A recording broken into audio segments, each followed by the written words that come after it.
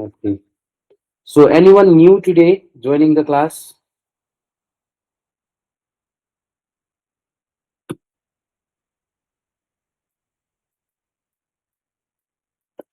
Sorry.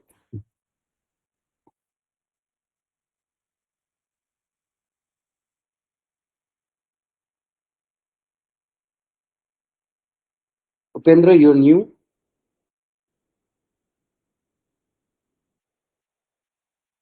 What happened yesterday? Yesterday we discussed about speaking part 2. Now we are discussing about speaking part 3.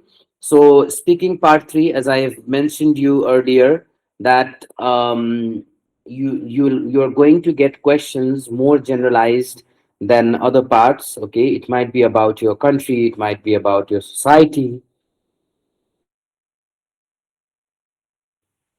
it might be about the global issues, right? Um, Okay, so this is also an interview, just like part one, right? So the examiner is going to ask you questions, you are going to answer it, right? So it's like back and forth communication with the examiner. But while in part two, the examiner would hand you a list of questions and you had to speak for like 2 minutes. But again, moving on from part two to part three, the examiner is going to interview you with the questions. Okay. So you have to give more detailed answer on this. All right, so in part one we used to speak like 3 to 5 sentences, so at least 3 sentences and at most 5 sentences. But here now in part three, you have to speak like a paragraph. Okay, you have to speak more, you have to elaborate your answer, you have to extend your answer, you have to speak in a structure, right? And it lasts for like 4 to 5 minutes.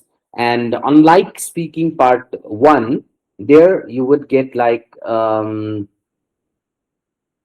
okay, you would get like 12 to 15 questions in part one, but now in part three, you're going to get 4 to 6 questions only. So, less number of questions. That means that you have to discuss your answer, you have to give your answers in a detailed structure, or you have to elaborate your answer, expand your answer. You have to give explanation for your answer, you have to give reasonings for your answer, right? You have to show the consequences, right? You have to show the causes of the ideas that you are portraying, right? So in part three you have to speak a bit long than part one. Okay, so you at least you at least have to um, like speak for I think like 12 to 15 sentences maybe. Okay, so here you will have a space to discuss your issues, or discuss the issues or ideas um, more succinctly with the facts, with examples, right? So you have to discuss for a very longer period of time, right? It's like writing, it's like body paragraph that you write in your writing tasks too. It's like that. Okay, so giving reasons, giving examples, elaborating your answers in such way. Okay, so this isn't your cousin's Netflix account, so there isn't a skip or recap button. Okay, you have to speak whatever is given to you.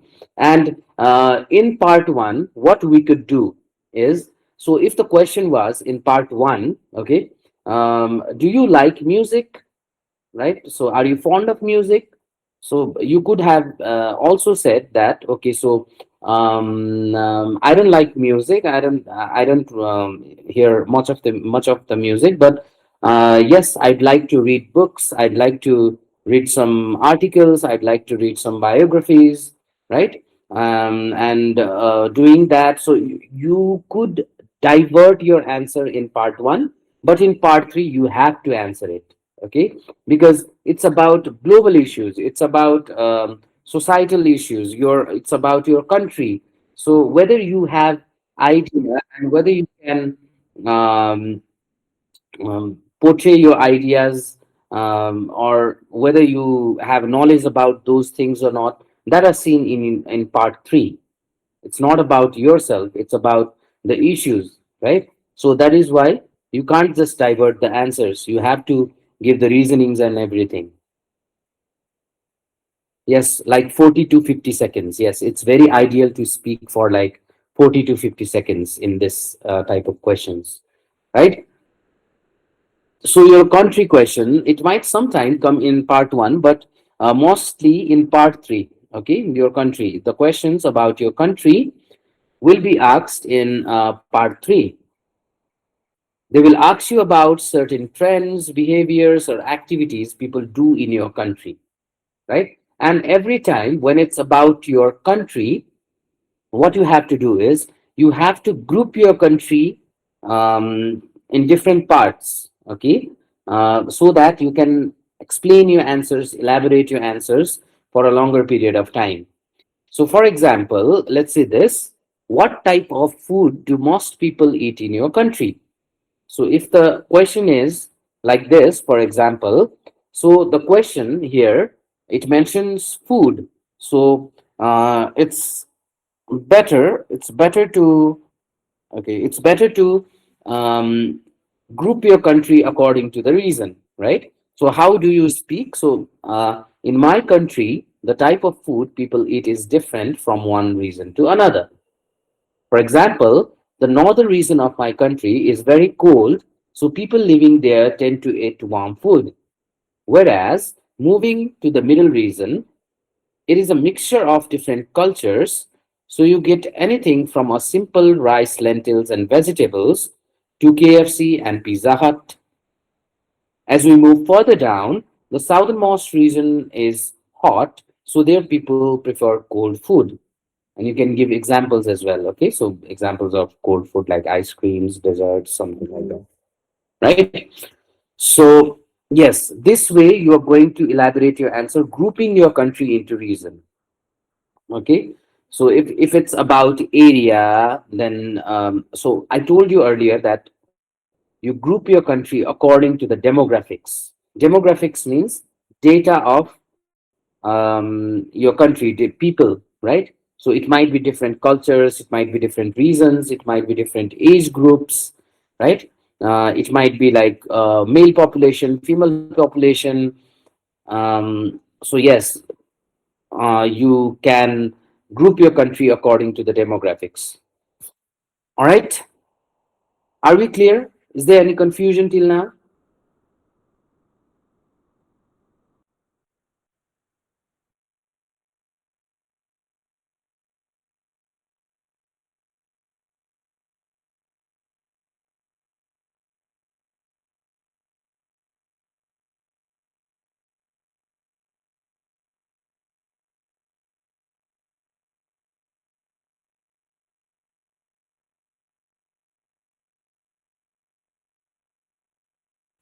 Okay, let's move on now. So now another example. What do people in your country do in their free time? So if the question is like this, then here the question is talking about free time. So it would be best to group your country according to your to the age, right? So age group. So the response might be like this: in my country, different people spend their free time differently. For example, young school-going children have a quite a have quite a bit of free time on their hands, so they mostly go out to restaurants and go watch movies with their friends. Whereas working adults have less free time than children, which they spend at home resting or reading a book. When talking about seniors, they have an abundant amount of free time, which they spend either watching television shows or visiting different religious sites, right? So,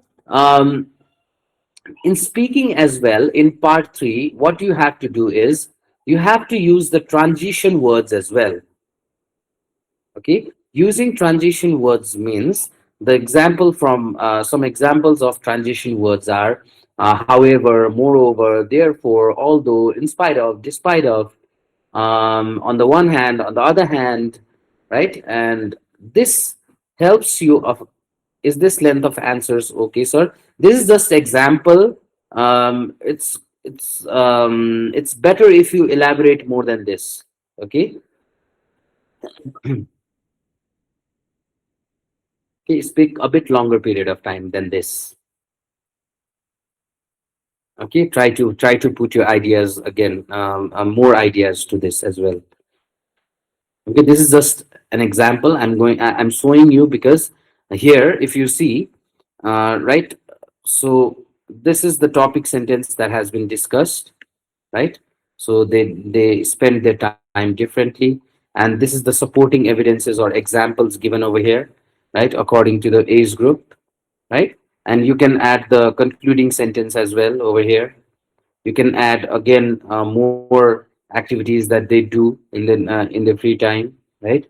You can again give the reasons why they do it. Okay. Okay. um all right. Now, sometimes the question might come about change. Okay, so you need to compare between present and past regarding a certain subject. All right. So if the question is about change, in the past it was like this, now it is this. Okay. So what do people do is they only talk about either present or the past situation. Okay. So making comparisons and talking about both the uh, time or talking about both the situation is very important. Okay. So for example, if they ask you how has shopping habits changed over the past 10-20 years, you have to mention how it was in the past and how it is now.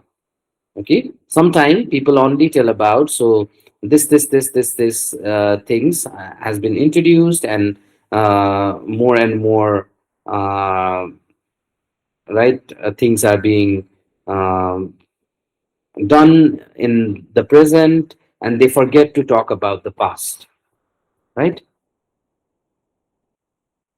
Okay. So the phrases that you're going to use while you are comparing between past and present, so you use the phrases like used to, much more, compared to, right? So people used to physically go to shops to purchase things, but now they do it over the internet. Now, when you use much more, 30 years ago, the streets were much more quiet than now. Now, compared to 30 years ago, now the streets are busier, right? And the incorrect use for this is the streets are more busier now than they were 30 years ago.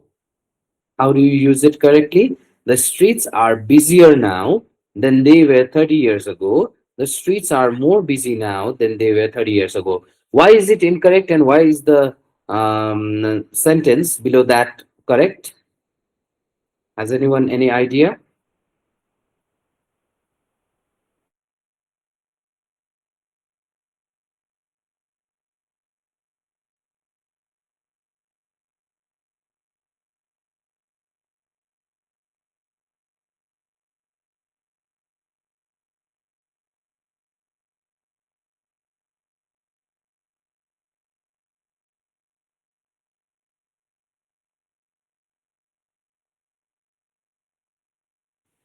So why is it incorrect, everyone?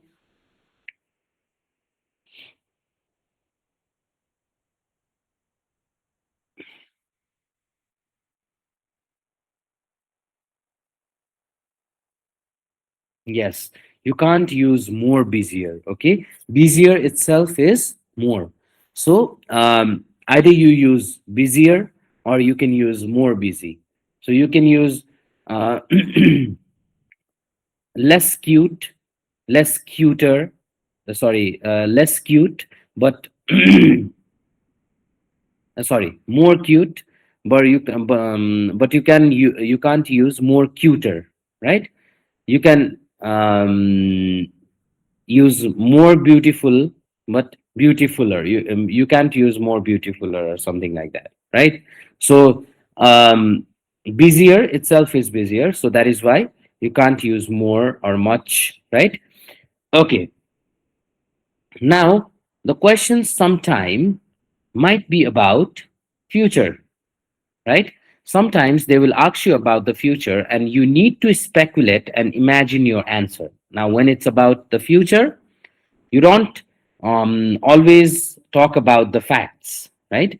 You are going to predict something, what might happen in the future, or um, what are the challenges that you might have to deal with in the future. So it's all about your imagination and prediction, right? So it's based on your opinion, so no answer is a wrong answer. Okay, so you are giving your opinion in these type of questions with me, which means there is no right or wrong answer. So I've told you earlier as well, in speaking it's not about right or wrong answer, it's always about good or bad answer. Now, when you are talking about future, you're going to use will, going to, may, might, right? So, for example, looking at the impact of it now, in the future, the internet will be bigger and larger than it is now, right? We're talking about future. And looking at the impact of it now, in the future, the internet is going to be able to hunt down anyone within seconds, right? You are talking about future, you're making predictions. Now, if you are sure about something, or if you have evidence of what is going to happen for sure in future, you're going to use the words like will and going to, right? But if you are unsure about something occurring in the future, then you are going to use may or might, right? So for example, in the near future, the internet may collapse. In the near future, we might go back to living in the stone age, right? So these are the correct way of giving your answers, right? Using these words. Okay, are we ready for exercise? I'm going to spend 5 to 10 minutes on this.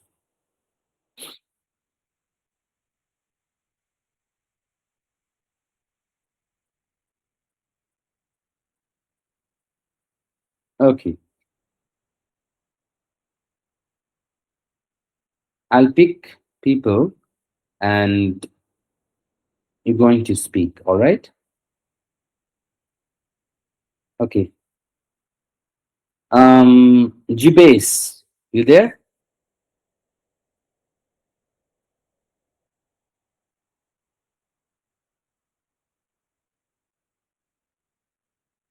Yes, sir. Yes. Okay, please try. I'll be asking you a question. How often do people visit the cinema halls in your country?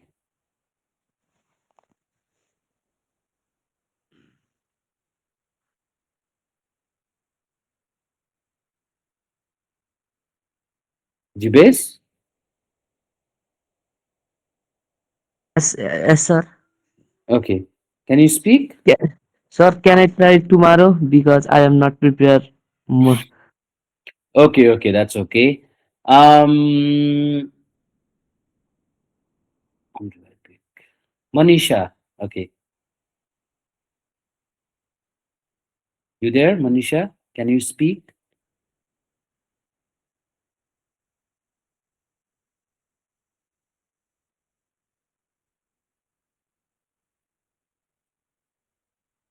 Manisha?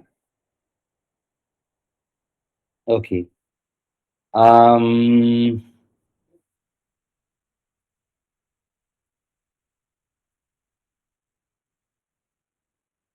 Lenin. Yes. Sorry, sir. I'm Okay, late. I'm here. okay, okay. So, how often do people visit the cinema halls in your country? Mm, well, in my country, people usually go to cinema about once or twice a month. Mhm. it mostly depends on person and the type of movies that is released. Mhm. Think young people are mostly go to cinema in comparison other people, especially in new action and romantic movies. Mhm. Uh, yeah, and mhm. And especially families usually go to weekend and holidays to see the movies in my country. And cinema visits have become a bit less frequent compared to before, because different so many people are watching cinema or movies at home, their own home. So that's it, sir. Okay, thank you very much. Okay, now I've told you earlier, in my country, people visit cinema halls according to the age, right? So you can tell like this: according to the age, young people have a much amount of free time in their hands, so they go to cinema halls uh, once or twice a week, while the working adults, they have got limited amount of time, so they go to cinema halls with their families Mm-hmm. uh, once a month. Mm-hmm. And it also depends upon the kind of or type of movies that has been released. If it is action movies, the young people go and prefer watching them more frequently. If it is family drama or romantic movies, then adult like to see those movies more frequently. So yeah, it depends upon the age, how often people want to go to visit cinemas and how often they visit the cinemas. And you can also add another thing as well. While the senior people, they are not quite interested in going to cinema halls. So if there is something to watch, they watch it in their home as well. So yes, sorry, you can conclude it, right? Okay, sir. Okay.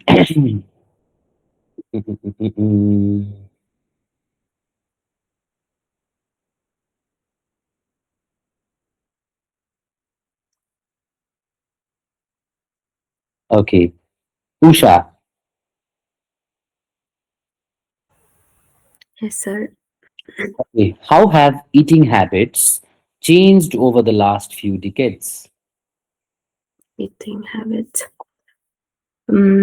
Actually, eating habit has changed quite dramatically, and because in the past few years back, people mostly used to eat the home cooked meal using fresh vegetables and organic seasonal ingredients as well. But in recent period, due to the busy lifestyle, and many people rely on the fast food, snacks, and online food delivery services has also increased rapidly. And as well as in spite of this increasing habit towards the fast food, there is also growing awareness about the healthy eating and then healthy lifestyle maintenance. And then many people are choosing organic foods, balanced diet, protein balance also. And then yes, that's Okay, thank you very much. thank you. And I've seen this. Monisha also told this, and Usha also told this. It's people, okay? It's not peoples. Peoples. When you are talking about many people, then it's people only, okay?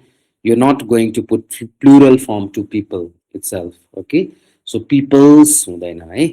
So think about that. And Usha, while pronunciating the words, what you are doing is you are pronouncing some words like this, okay? So um, in the last years, uh, habits had changed So you are putting stress on that final letter.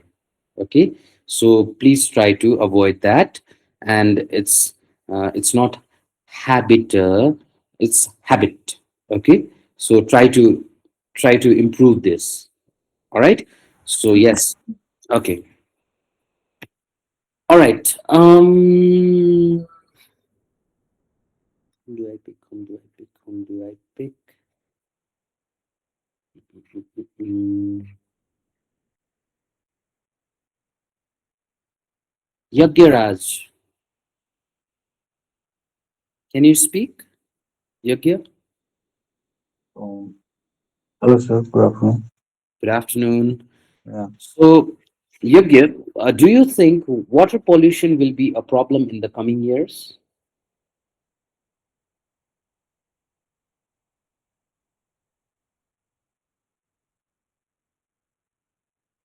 Sorry, sir.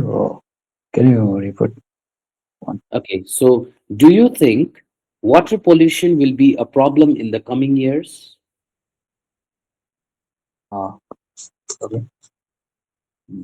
In coming years, I think several type of pollution are likely become more serious, Mhm. especially air and digital pollution. Air pollution may be worse because many developing countries are still extending their industries and relying heavily on fossil fuels. As a result, harmful emission uh, could continue to rise despite global environment policies. Another growing concern is a digital pollution, which include the massive energy consumption of centers and electronic waste from the outdated device.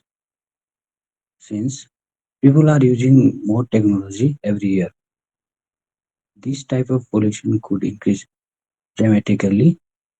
Additionally, noise pollution might also become more noticeable in the city area.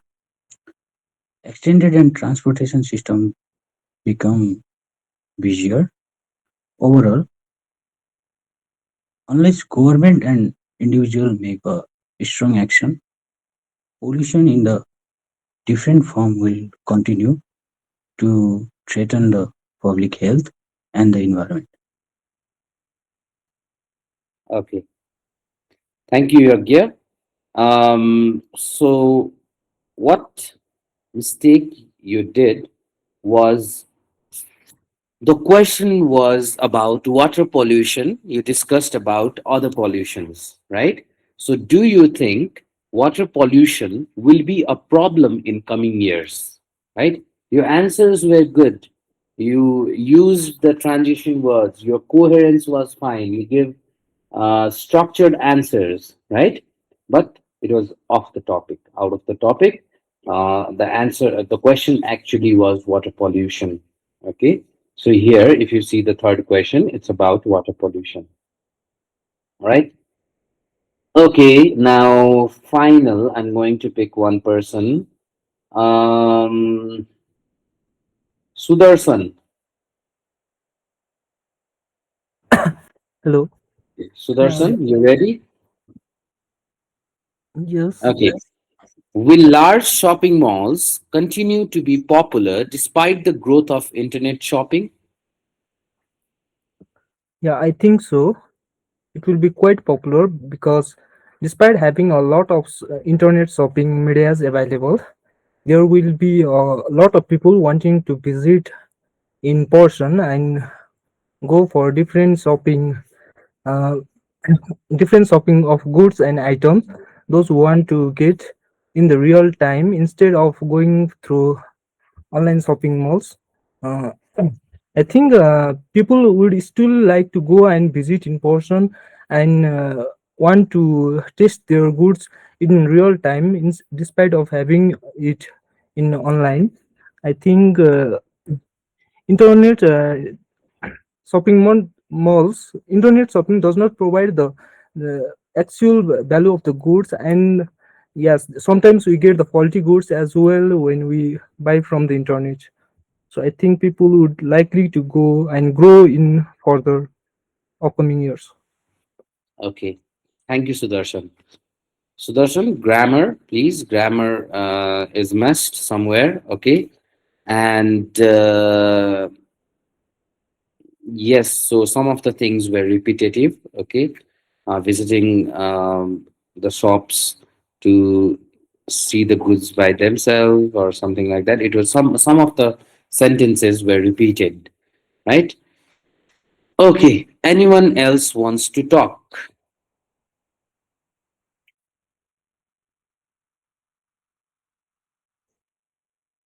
Yes, why not, Upendra?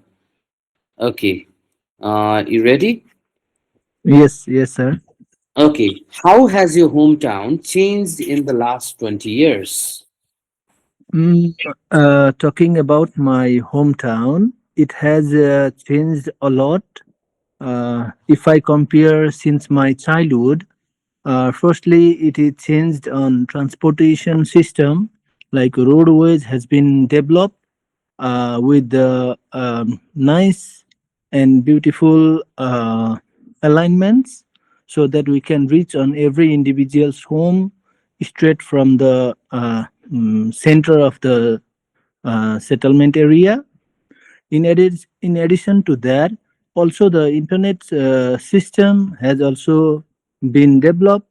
So as I can remember, in like last 2 decades, there was a single telephone at the post office, but now every home can use the Wi-Fi and internet. So my hometown is being more developed in this sector also.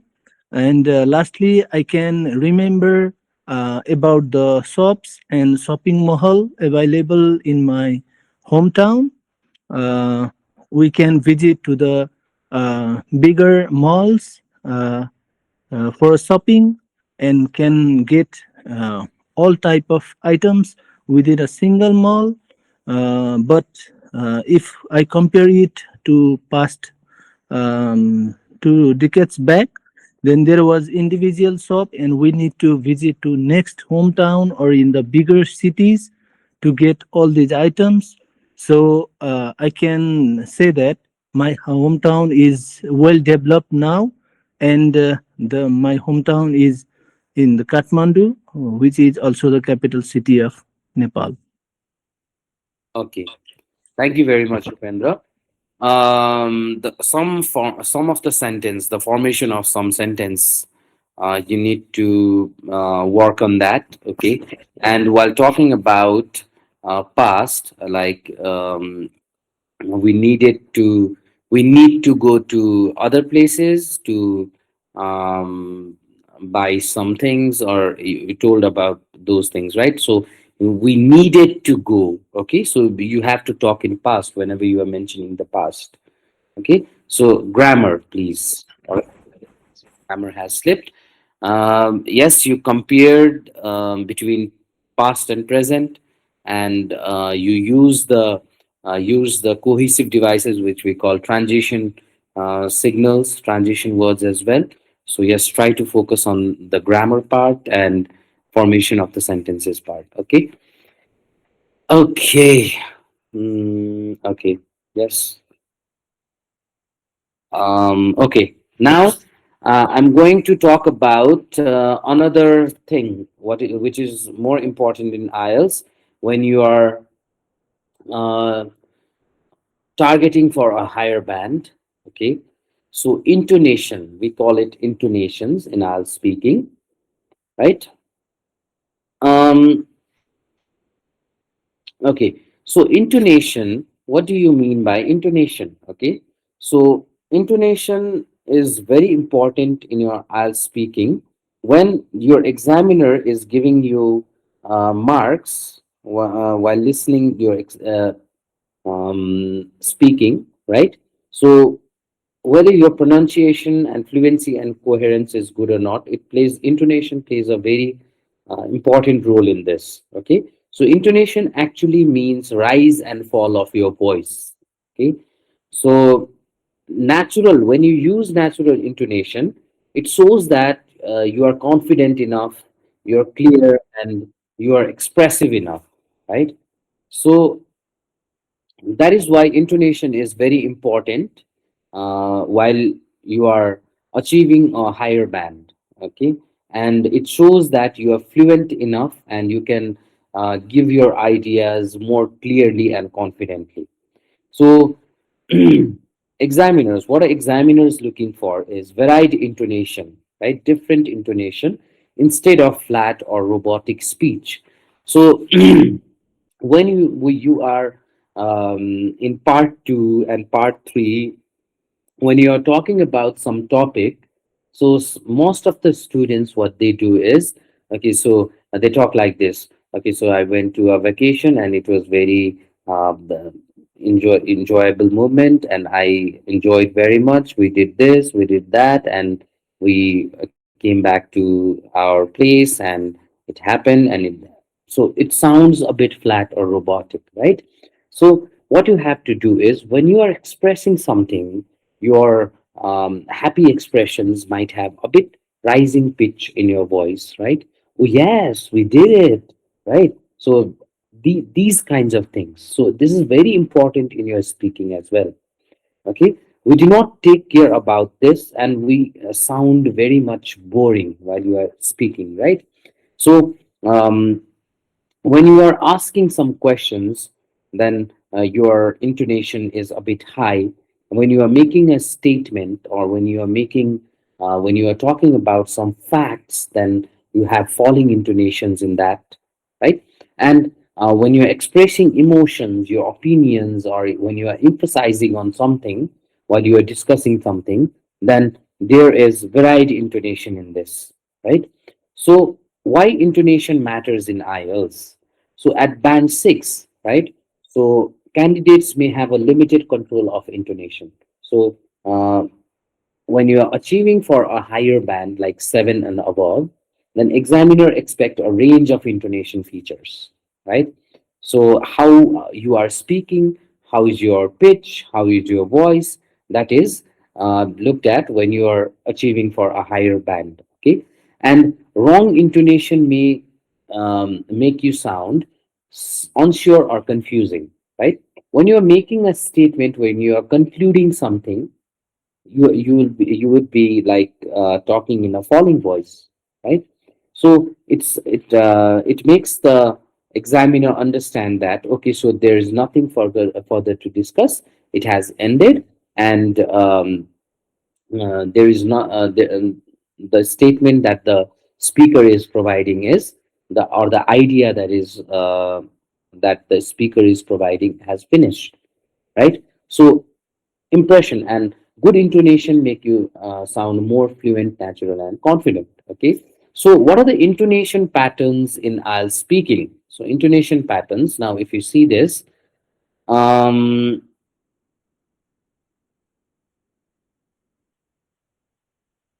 okay, so no, you can't get marks. Okay, so you should be hearing carefully. You know, I did not talk about what pollution, I talked about water pollution. Okay, you will get marks. Marks चाहिँ नपाउने भन्ने चाहिँ हुँदैन, तर जति पाउनु पर्ने त्यति पाउनुहुन्न यो गिराज है. Okay, so yes no question. So when you are using yes no question, then there is a rising intonation, right? Often shows surprise or doubt. So for example, do you enjoy reading? Okay, so in the reading part there was a rising intonation, right? And so are you saying technology is always good? So in the good part, it was rising intonation, right? And falling intonation, when you are giving a statement, commands a WH question. So, for example, which shows completion and confidence. Okay, I usually watch movies on weekends, right? So it's not rising, it's falling. The most memorable trip I had was to Paris last year. Last year, okay. So this is falling intonation. Now, how you use rising falling intonation when you're expressing strong emotions or emphasis. Now for example, um, it was an absolutely unforgettable experience, right? So you are emphasizing on um, unforgettable and experience, right?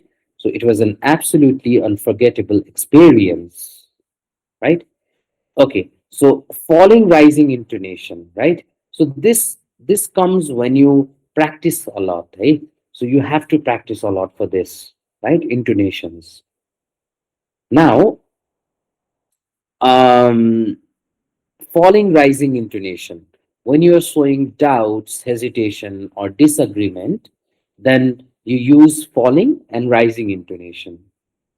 I think social media is useful, but it can also waste a lot of time, right? So for useful, we used falling intonation, and after but, we used rising intonation, right? But it can also waste a lot of time, right? So this is falling rising intonation. Now, for different types of IELTS question, the intonations are different. Okay, so in part one, when you're giving introduction and interview, you're going to use rising intonation when clarifying and falling intonation in short or confident answer. So when the examiner asks you, "What is your hometown like?" So you, when you are giving the statement, then you say it's a quiet place near the mountains, right? So it's in the falling intonation. Now, in part two, or we call it individual long term or the cue card part, so there are varied intonation. Why there is a varied intonation? Because you are sharing your experience, you are expressing your emotions, um, you are sharing a story, right? So in that part, you need to keep your um, speech or keep your speaking a bit interactive, or maybe like not interactive actually, but it should not sound boring. Okay, so it should be lively, your talk should be lively. So you emphasizing on the key points with rising falling notes, like if you see over here, one reason I enjoyed the trip was the food, which was incredible, right? Incredible, right? So incredible, right? So in incredible, you use rising and falling. Okay. And in part three, when you are discussing something, the falling intonations makes you sound more confident while you are giving your opinion, right? And falling rising intonation when adding balance or contrast. So for example, I believe online learning is effective, although it does lack face-to-face interaction, right? Interaction. So this is right, falling rising intonation. Are you getting me? Is there any confusion? No, sir, it's very clear. Yeah, Okay, it's very clear. okay. I'll share you this PDF as well. Okay, you can see this later. Common intonation mistakes. So, what kind of intonation mistakes we do in IELTS, right? Monotonous speech. I told you earlier, robotic speech or flat speech that makes you sound more memorized or unnatural. So, I told you it's like reciting a book. When you're reading a book or when you are reciting a book, it sounds like, okay, so you are reading something, it's memorized, right? It sounds a bit unnatural. It does not sound like a conversation. Am I right? Right? It does not sound like a conversation. Whenever we are reading a book, त्यो book पढ्दाखेरि कि त conversation गरेको जस्तो सुनिन्छ त सुनिन्न, right? So yes, अहिले भर्खर आई टक्ड इन नेपाली सुनिन्छ त, so ta ma it went rising intonation, right?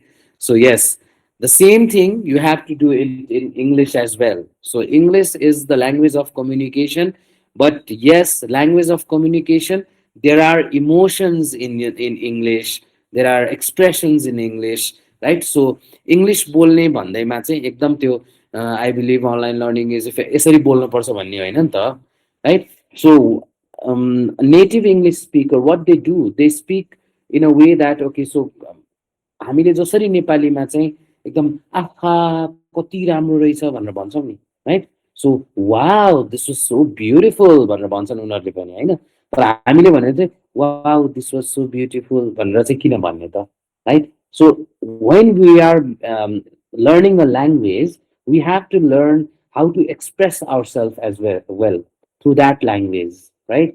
So it happens often that when we are not confident enough, or when we are not speaker or native speaker of a language, our language, that particular language might sound a bit memorized or unnatural, right? So to avoid that, you're going to use intonations, right? So sometimes the another mistake is overusing rising intonation, right?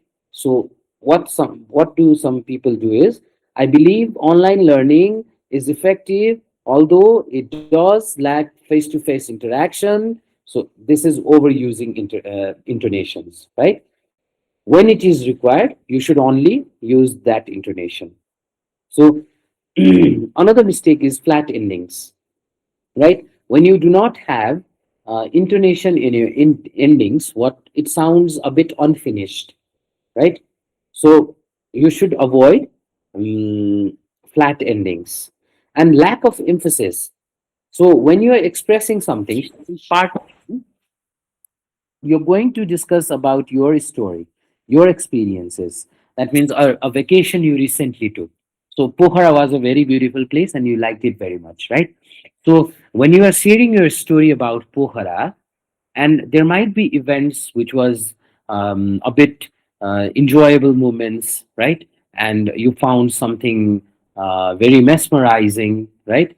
Or maybe you find something very interesting, you found something interesting, or maybe like there was a sad incident as well in your story. Then yes, using this rising or falling intonations, it helps to make your story not boring, right? Okay. Now practice our exercises. So in part one, if the statement is, yes, I enjoy playing football. Now the second one, you can try it yourself as well, eh, guys? So in the rising part, do you often go shopping? Shopping? Do you often go shopping? Right? In shopping, it's rising. Now another one in part two, the story was so inspiring, right? It was so inspiring. The story was so inspiring. I couldn't put it down. I couldn't put it down, right? So this is the falling intonations. Now in part three, if the question is, do you think children should spend less time on phones? Then you take yes, definitely, because too much screen time can harm their health, right? You are making a statement. Now, but at the same time, phones are useful for learning, right? In phones, you used rising intonations, right? Okay. So what you have to do, listen, listen, listen what other people are speaking, right? I told you earlier, you look at IELTS Advantages videos, right? It's a very good platform to learn. And you record yourself, right? Record in your phone how you speak, whether you sound flat or lively, right? And you underline the words in the cue card where you have to, right, express your emotions, right? Or where you can use the varied intonations. And when you are agreeing something, you use falling intonation, you practice it, right? If there is doubt or if there is question of anything, you use falling rising intonation. And when you are excited, right, there might be rising falling intonation. When you are surprised, then it might be rising intonation. When you are serious, it might be falling intonation, right? So if you want to get higher bands, or if you want to achieve band more than 6.5, then yes, intonation is very important. अनि मलाई त 6 मात्रै चाहिन्छ, I only need 6, why do I have to practice intonation? त्यस्तो हुँदैन है. So sometimes what happens is this part, the intonation part, might make up to other parts, right? So sometimes your grammar, you slipped your grammar somewhere, and then but your intonations were very good. So your examiner might be considerate, and he might give you marks on those as well, right? So 6 आउने ठाउँमा पनि 6.5 आउन सक्छ, 6.5 आउने ठाउँमा 7 आउन सक्छ, right? So you should be practicing with intonations, right? Most of the people around, like, the students, 80% of the students, they do not take care about this intonations, right? So intonation is also very important. Any confusion, guys, till now?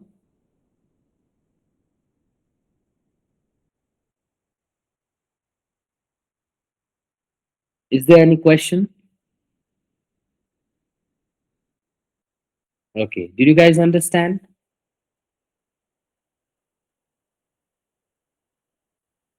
Yes, yes. Okay. Okay, guys, let's do this much for today. Okay.